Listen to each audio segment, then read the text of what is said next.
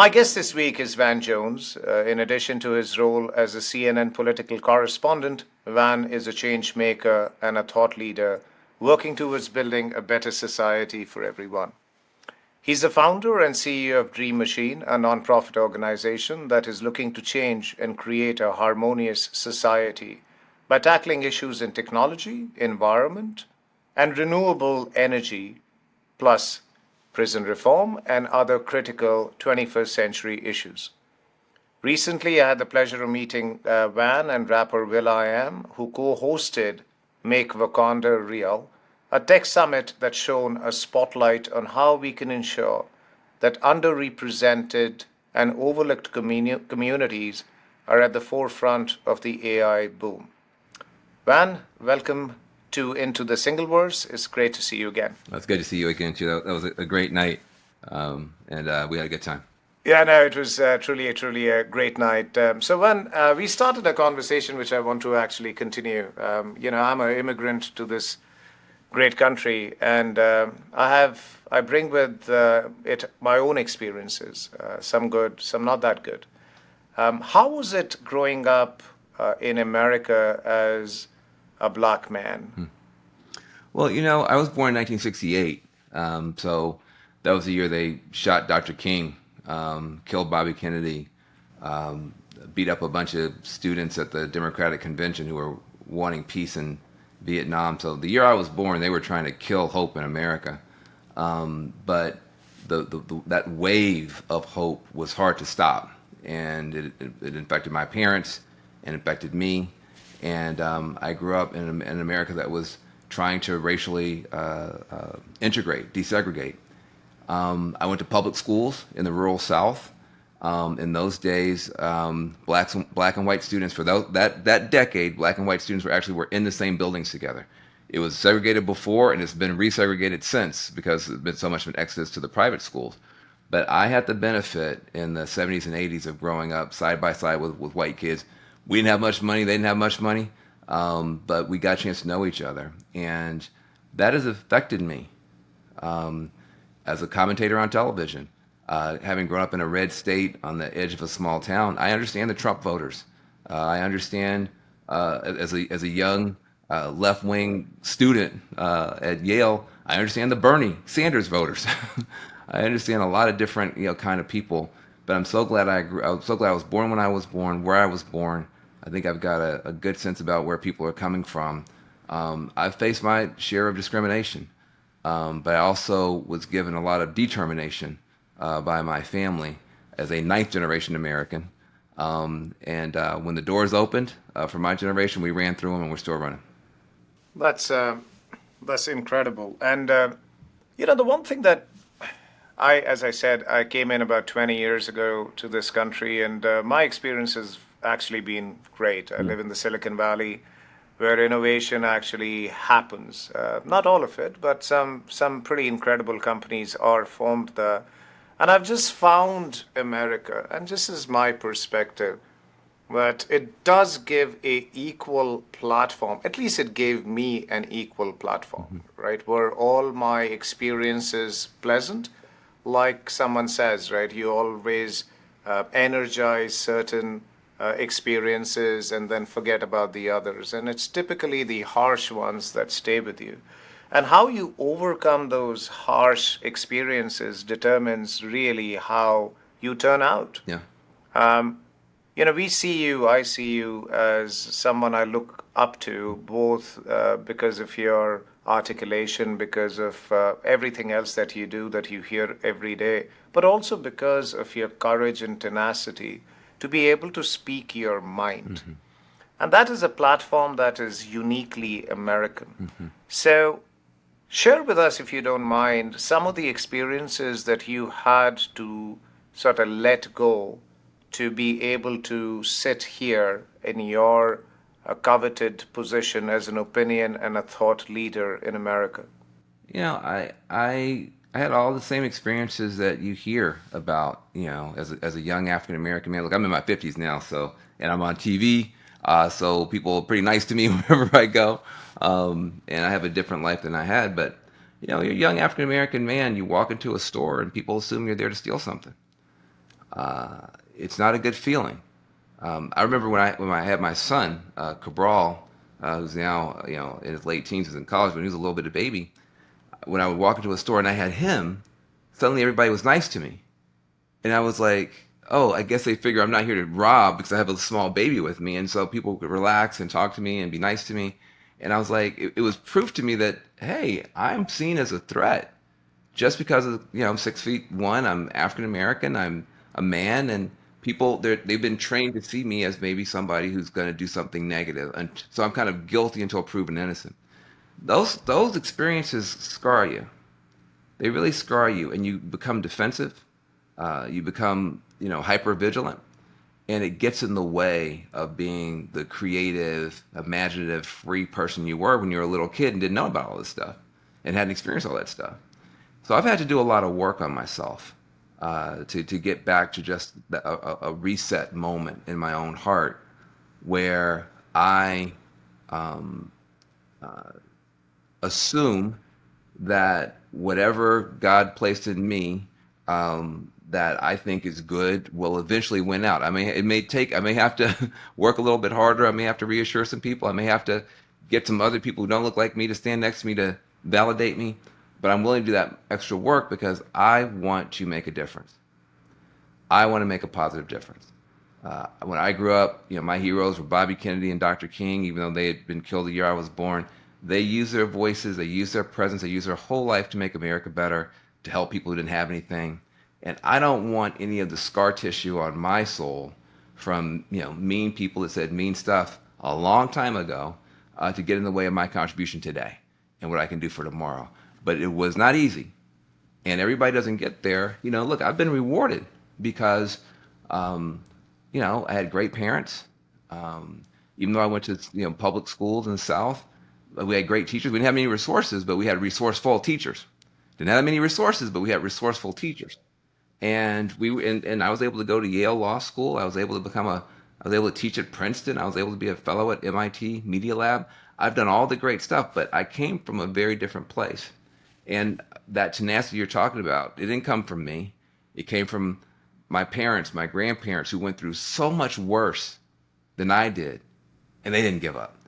They, sharecropping and cleaning other people's houses and all those difficult things. My father joining the military in the middle of Vietnam, just trying to get out of poverty. They had the tenacity, and they gave me the opportunity. And yes, I've had my bad days, but I've done my best to put them in perspective and keep pushing. You've just been incredible. I remember, I grew up going to a private school in India. We called them public school, top school in the city. Dad was in the army. We didn't have much, but we had access to a lot of resources. So I had a pretty decent life, and then I leave India and I come to America, and this is a true story that I haven't shared with too many people. I had an American boss who walks into my office, and he sits down, puts his feet on my table, and he hands me a can, and I'm like, "What the hell is that?" He says, "Look, man, I don't know you, but you fucking Indians stink. So here is a can of deodorant. Make sure you use it before you come to work." This is 25 years ago. And, I actually initially thought it was a joke or a prank. And then I realized he actually wasn't joking. He was mega serious. And Wow. Wow. it's so That's one of the funny. worst things in the world. I had that moment to react as to how I would react to this. And I still actually have that deodorant can in my bathroom that I will never throw away because it just shows how lack of information, education, and exposure makes people feel so absolutely belittled by people who are in positions of authority and Yeah. power. And as life Yes. has been Yeah. much like yourself, and I still have my journey to take, as life has gotten a little, uh, how do I put it? As I can probably influence more lives, that can of deodorant is something that I look at practically a few times a week to ensure that I'm never Yeah, as man. rude or almost borderline cruel to people that Yeah, don't it's look cruel. Right. like me, feel like me, talk like me, or behave like me. And so, yeah, this I just share this Yeah. story just in the sake of reciprocity. Well, I appreciate you saying that. And first of all, that's horrible, and that is cruel. And I think that what I would say to somebody listening to that story and to you is, you know, in my faith, we would say, God meant that for good. Breakdowns can become breakthroughs if we use them right. You will never be cruel in your life ever again because someone was cruel to you and they meant to try to break you down. They actually built you up. Now when you're in a position of leadership and authority, you're going to be so much kinder. You turn that bad into good. You turn that evil into good. And I think that's what I want to say to anybody who's suffering from discrimination or who feels, that somebody handed them a bad deck, a mean can of deodorant, a dirty look, an insult, a slur. Don't do those people the favor of letting that then let you become bitter and stop you from doing what you're supposed to do. The most important thing we can do is just what you did. Take that can of deodorant, put it on the mantle, and every day when you walk out of your home, say, I'm going to do good for people. That's the only thing we can do is to turn all this pain into promise for other people. And I'm glad you told that story. It's a terrible story, but you've done great with it.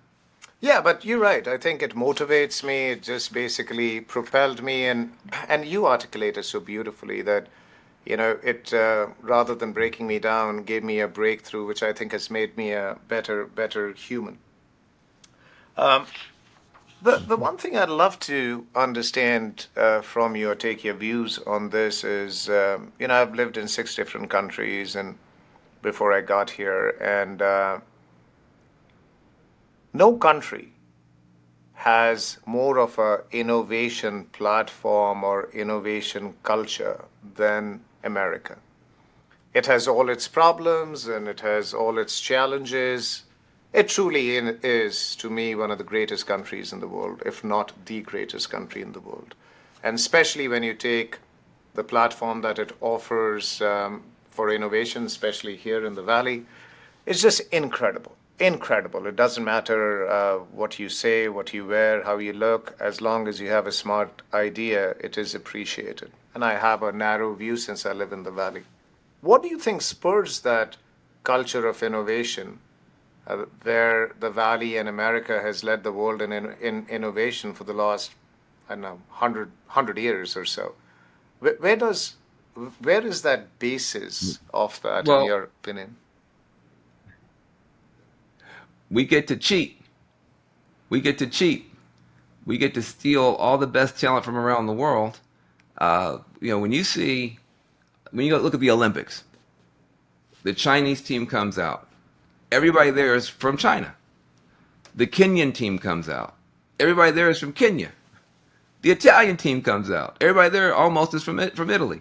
When the U.S. team comes out, we got every color in the rainbow, every color in the Skittles bag. We look like the Muppet Show because we got all the talent from everywhere. So it's hard to lose when you get to steal all the best talent. Now the problem is you have people now want to close off America and say we don't want any of these geniuses to come here. We don't want any of these hungry, hardworking people to come here. We want to keep them all out. And now I got to be stuck trying to win against the world with people I went to high school with. I'm going to tell you right now, people I went to high school with are not going to beat the world.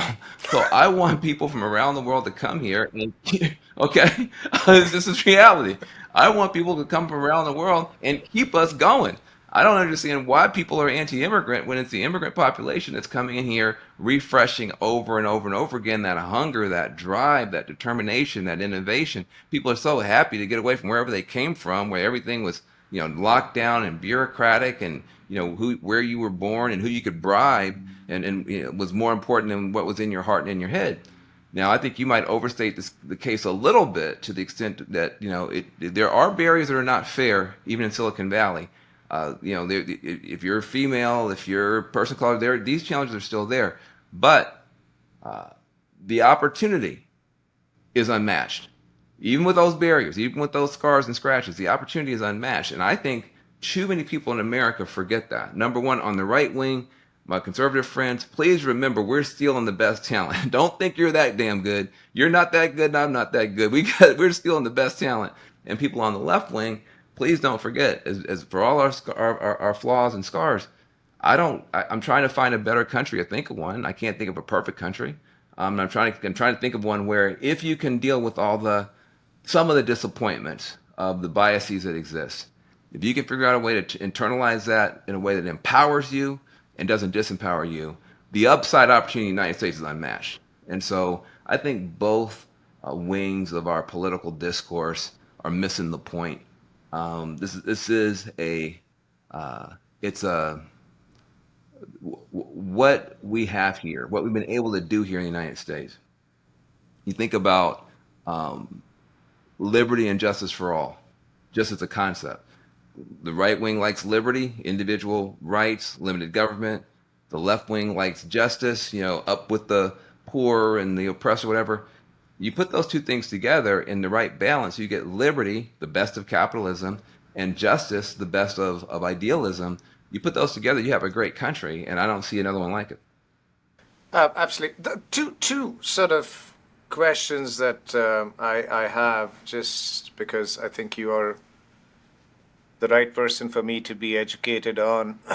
I I hear from the right wing media that one of the biggest reason why they get support for their anti-immigration policy is because immigrants come in and heighten up crime, all right? And you have been involved in prison reforms, etc. What's your Mhm. answer to a right wing statement which says that we are for stopping immigration because they escalate crime and yeah, we feel unsafe around them? Look, it's just not true. I mean, on a per capita basis, our immigrant communities are the least prone to crime.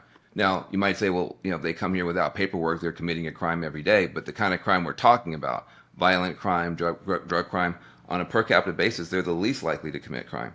Um, some of the populations that the right wing targets, like say the Muslim population, they have the lowest crime rate, the Muslims. They have the highest educational attainment for women. They have the highest business formation rate. Right, the Muslims are basically the model American community. If a Muslim family moved in next door to you, you would say hallelujah, because the chances of your kids getting in trouble just went way down. Those kids are going to be studying and doing the right stuff. So, and then when they talk about Mexican American kids and folks from south of the border, yeah, some of those people who come in here doing bad stuff, but they're not doing bad stuff by themselves. They're doing bad stuff, bringing drugs, supplying drugs, for which there's a massive demand here because of problems on this side of the border, where there's a big demand for drugs. But it's a mistake to even focus on that because the vast majority of people who are coming here for work. They're picking the fruit that and the vegetables you ate today. They're working in the service sector. They're working in the construction sector. I don't listen. I tell people all the time. Do you have a house? Yes. Does it ever rain? Yes. Have you ever had a leak in your roof? Yes. Well, who do you think is fixing the roofs? I'm here in California. Every roofer was not born here in the United States. The person who's watching your grandmother right now at the nursing home probably was not born in the United States. The person who's watching your kid right now at daycare probably wasn't born in the United States. So you can say I'm pro immigration. No, I'm pro grandmas and babies and roofs getting the help they need. And that all comes from people not born in the United States. So some of this stuff is just foolishness. Yes, there are some bad people in the immigrant community. There are bad people in the non-immigrant community as well. There's bad people in every community, but you don't throw the baby out with the bathwater. Well, why don't we expel why don't we expel everybody who's a domestic person in the United States because some of us commit crimes? Would that make sense? Would you want to push every law-abiding American citizen off in the ocean because some of us commit crimes? No. Well, then why are you going to tar and feather the whole immigrant population because some of them commit crimes? This has become kind of a tribal dividing line inside the United States, which doesn't have anything to do with being fair. We need immigrants. Uh, the innovation comes from there. The energy comes from there. The passion comes from there. And do you really want to leave all these good people in other countries to compete against us? Y'all, you're dumb. I don't want. If you're not happy in your country, come here and make us better. If you can't start your business over there, please come over here and start it here. You know, that's what's keeping us competitive. It's not the people I went to high school with. I tell you that. I love that. Well, I'm a father of four, and the sort of the all Americans, and they grew up feeling American. They are American. They are kind, giving, naturally well educated, and they have an optimism for the future that the use of technology will make the world a better place. All right. Two of my older kids are pursuing data science in Cal Berkeley, and the two others one in high school, one is too young, and they are extremely optimistic about how they will partake in the use of technology to make the world a better place, the society a better place, and serve the underprivileged, the vulnerable in society. And I know you're a big proponent of how AI and the upcoming technologies would level the playing field for the underprivileged, the underserved, the downtrodden in society. Please share your views on how you think that's going to happen. Well, it may happen, it may not. It's up to us. It reminds me of a story we used to talk. They used to tell us in church, where a little kid has a little baby bird in his hands, and he goes up to the wise man, and he says to the wise man, "Is this bird alive or is this bird dead in my hand?" And the wise man knew, well, if he said the bird was dead, he would open his hand and let the bird out. If he said the bird was alive, he'd crush the bird and then show it was a dead bird. So it was a trick question: is this bird alive or dead? So what the wise man says is, well, I don't know for sure the answer, but I can tell you this: it's in your hands. It's in your hands. So it's in our hands. We could have a great Very future. well said. We could have a great future. We could have a future we can't even imagine, or it could be a disaster. It's in our hands. And I think it's important that those of us who, frankly, want to see disruption, need to see disruption. If you care about poor communities, the school system needs to be disrupted. The way we educate poor kids, the healthcare system, needs to be disrupted. The community safety, level of community safety, that needs to be disrupted. Um, but those communities by themselves don't have the power to disrupt those systems that are not serving them. At the same time, the technologists, they have the power to disrupt everything. You look at AI, you look at biotech, you look at quantum computing, you look at all of the technologies that are just exploding right now. They have the potential to disrupt everything. But for what purpose? Just greed and speed? You just want money? You just want to be first? You want to outcompete your competitors? Well, you got a lot of power. You don't have much purpose. At the same time, you got communities that have a lot of purpose. They need disruption, but they don't have a lot of power.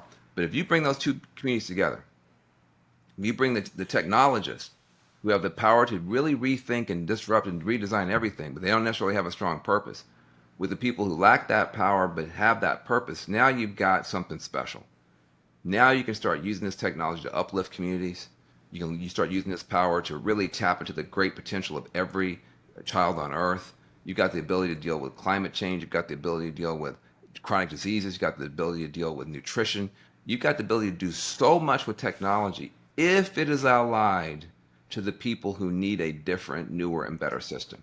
If it's just allied to the people who have money for big contracts and who are trying to figure out only how to be commercially successful, but they don't care if they're doing well while they're doing good, if they're doing good while they're doing well, then you might have a disaster. But I have a great deal of confidence in this young generation because they're so aware. Like, they do know about the problems of the world. They do want to live meaningful lives. They want to do well and make money, but they also want to do good. And that's really the hope in the future. So when we say make Wakanda real, for all you Marvel fans, you might see my Spider-Man up there. For all you Marvel fans, you may remember Wakanda is the country from which the Black Panther comes, and it's a technological superpower. But it's African people with, they're all their traditions and all their beauty and all their culture, but they also have technology.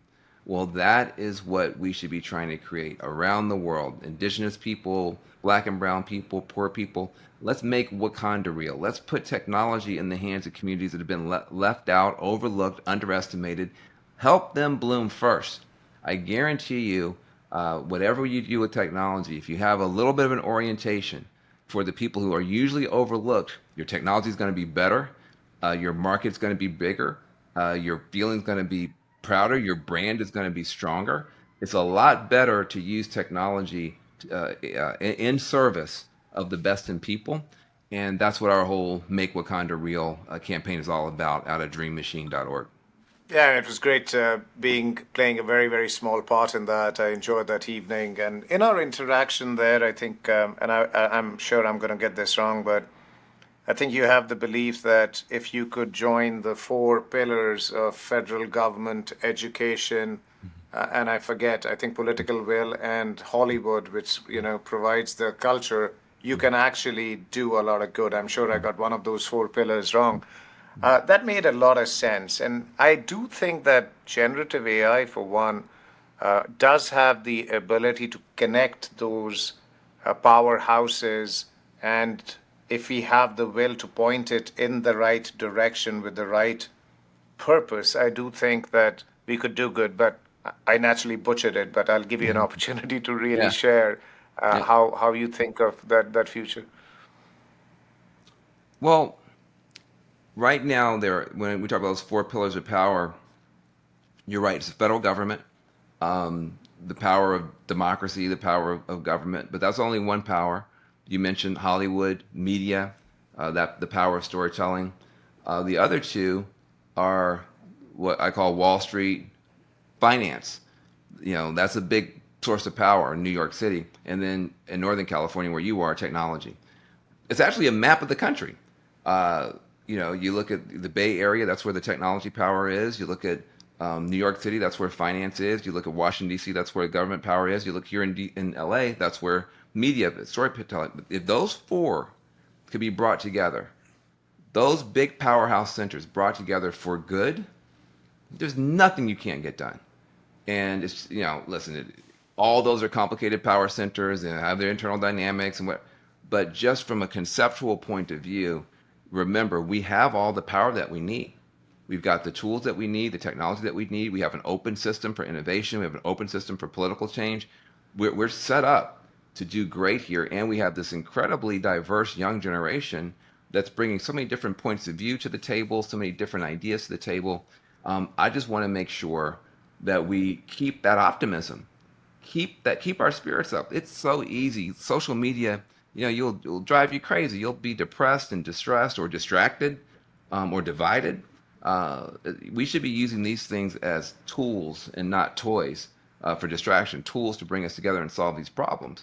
And I think the young generation has a real opportunity. I think people in our generations have to hold the door open for them and help them and support them. But I think they have a real opportunity. We know change is coming. We know change is coming. Nothing is going to be the same 20 years from now, 10 years from now. Look, 25 years from now, I didn't even have a pager, let alone a smartphone.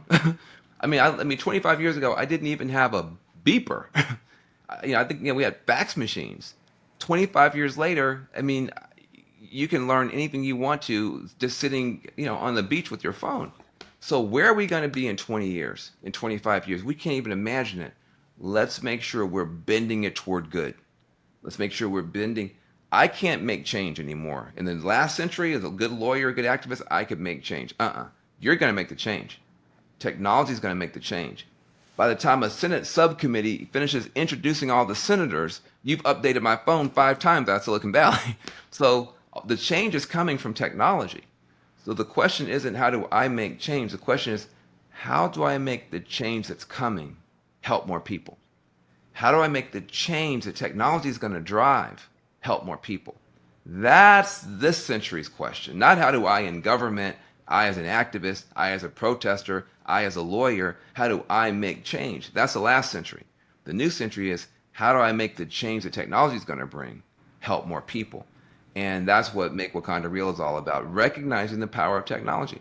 Government has a role to play, but it's going to play a much smaller role overall just because you guys are going so daggum fast that government's not going to be able to keep up anyway. So let's make sure you're going fast in the right direction.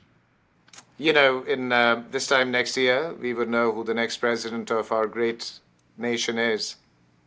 There's a lot of trepidation around that, Yeah, and on both sides, right? sure, sure. And we think those two sort of options are pretty dramatic in terms of the outcomes. And what's your prediction, and how do you think it affects specifically what you just said? We will have a lot of power through technology, and Yeah. channeling it for good is going to be more important than ever, ever, ever before. What do you think is yeah? If you had a crystal ball this time next year, Raj and Van are having a chat. What do we see the world looking like? We got some challenges now because there's something called World War III, whatever that looks like.